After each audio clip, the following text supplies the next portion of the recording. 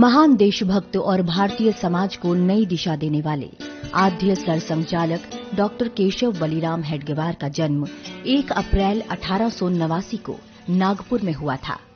1910 में जब डॉक्टरी की पढ़ाई के लिए वो कोलकाता गए तो उस समय वहां देश की नामी क्रांतिकारी संस्था अनुशीलन समिति से जुड़ गए।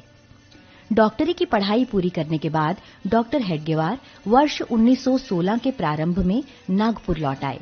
उन्हें अंतिम वर्ष के समापन पर बैंकॉक से एक आकर्षक नौकरी का प्रस्ताव प्राप्त हुआ, मगर उन्होंने उसे स्वीकार नहीं किया। उनके कई सहपाठियों ने अंग्रेज सरकार की नौकरी स्वीकार की, मगर डॉक्टर हेडगेवार इस बारे में स्पष्ट विचार रखते थे कि उन्हें किसी भी कीमत पर ब्रिटिश सरकार की नौकरी नहीं करनी है। नागपुर लौटने के उपरांत डॉक्टर हेडगेवार ने अपने मित्र भाऊजी कर्वे के साथ मिलकर क्रांतिकारी समूह बनाया और देश की सेवा में साधनारत हो गए।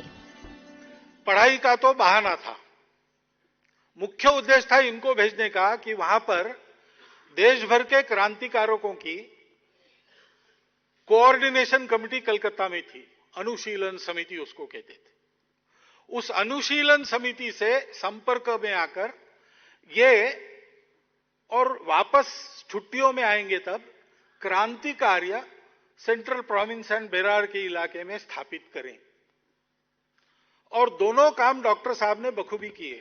1920 में जब नागपुर में कांग्रेस का राष्ट्रीय अधिवेशन हुआ तो उस अधिवेशन में पारित करने हेतु कांग्रेस की प्रस्ताव समिति के सामने डॉक्टर हेडगेवार ने एक प्रस्ताव का सुझाव रखा था कि कांग्रेस का उद्देश्य भारत को पूर्ण स्वतंत्र कर भारतीय गणतंत्र की स्थापना करना और उपनिवेशवाद के चुंगल से मुक्त करना होना चाहिए। इस सुझाव को उस समय के कांग्रेस नेतृत्व ने अस्वीकार कर दिया। 1921 में कांग्रेस के असहयोग आंदोलन में सत्याग्रह कर गिरफ्तारी दी और उन्हें 1 वर्ष की जेल हुई। डॉक्टर साहब धीरे धीरे इस निष्कर्ष पर पहुंचे कि स्वाधीनता की प्राप्ति के साथ साथ अगर एक शक्तिशाली राष्ट्र का निर्माण करना है तो सामान्य समाज को राष्ट्रभाव से ओतप्रोत कर जाति, भाषा, मत और पंथ से ऊपर उठकर एक दूसरे के लिए जीने वाला बनाना होगा। इन सभी बातों को ध्यान में रखते हुए देश की स्वतंत्रता की प्राप्ति और उसके पश्चात शक्तिशाली वैभव संपन्न राष्ट्र बनाने के उद्देश्य से ही उन्होंने राष्ट्रीय स्वयंसेवक संघ की स्थापना की। पूर्ण स्वराज के उनके सुझाव को कांग्रेस ने 9 वर्ष बाद 1929 के लाहौर अधिवेशन में स्वीकृत किया। इसी के बाद 6 जनवरी 1930 को देश भर में तिरंगा फहराने का आह्वान हुआ तो डॉक्टर हेडगेवार के निर्देश पर सभी संघ शाखाओं में 26 जनवरी को राष्ट्रध्वज फहराकर पूर्ण स्वराज प्राप्ति के संकल्प के लिए कांग्रेस का अभिनंदन किया गया। 1925 में विजयदशमी के दिन संघ कार्य की शुरुआत के बाद भी उनका क्रांतिकारियों के प्रति रुख सकारात्मक रहा। यही कारण था कि दिसंबर 1931 में जब महात्मा गांधी द्वारा नमक कानून विरोधी आंदोलन चलाया गया तो उसमें भी उन्होंने अप्पाजी जोशी सहित अनेक सहयोगियों के साथ सत्याग्रह में भाग लिया, जिसके लिए उन्हें 9 महीने की जेल हुई। इसी तरह क्रांतिकारियों से भी उनके संबंध हमेशा चलते रहे। जब 1928 में लाहौर में उप कप्तान सैंडर्स की हत्या के बाद भगत सिंह, राजगुरु और सुखदेव अंग्रेजों की पुलिस से बच रहे थे, उस दौरान राजगुरु नागपुर में डॉक्टर हेडगेवार के पास पहुंचे थे। उन्होंने एक प्रमुख संघ अधिकारी भैयाजी दानी के निवास पर उनके ठहरने की व्यवस्था की थी। वो सुभाष बाबू से मिले थे, वो सावरकर जी से मिले थे, क्रांतिकारकों से उनका तो संबंध था ही।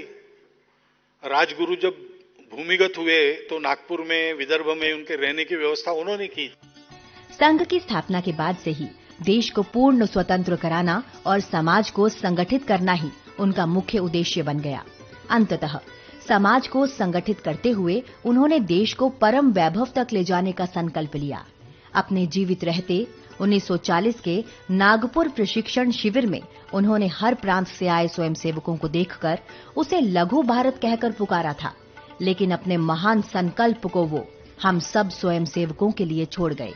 शायद इसलिए कि हर स्वयंसेवक परम वैभव के उस लक्ष्य को समझ सामूहिक रूप से अपनी योग्यता, क्षमता अनुसार निस्वार्थ भाव से तब तक इस कार्य को करे जब तक परम वैभव के अपने लक्ष्य की प्राप्ति न हो।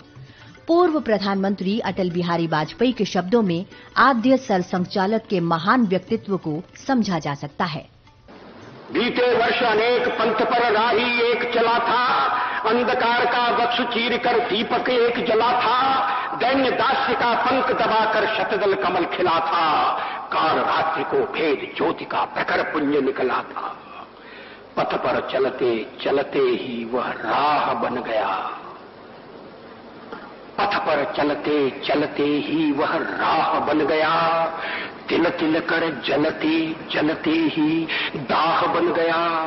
वह कैसा था भक्त, स्वयं भगवान बन गया, कुंभकार की कृति होकर निर्माण बन गया। आज जगेगा जग जननी का सोया भाग्य सितारा, कोट पुष्प चढ़ रहे देव के शुभ चरणों पर, कोट चरण बढ़ रहे ध्येय की ओर निरंतर।